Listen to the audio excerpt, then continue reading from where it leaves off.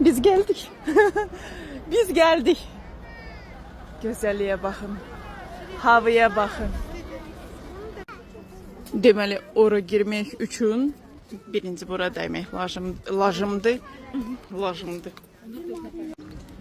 Sonra bura girəndə çeki verirsiniz bura. Hoş gelmişsiniz. Çox sağ ol. Sizə xoş gəlmisiniz deyirlər.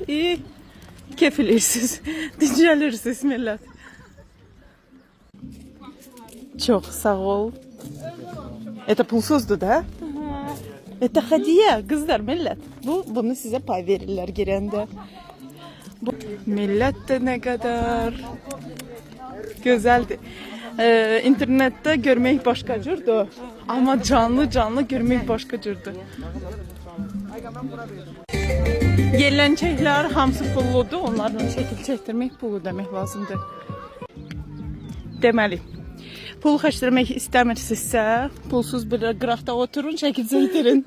Əgər pulla istəyirsiniz, bu hamısı yerlənçəklər, millətçəklər pullandır. Bir dənəsinə 3 manatdır. Kassa orada başdadır. Ödəyirsiz, çeklə gəlirsiniz bura. Adı at. At?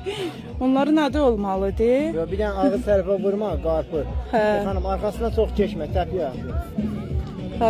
Xaroş. Aha, gitti. Zorro. Gerçek mahnı da var burada. Tak tak tak tak tak tan, raka tak tak tak tak tan.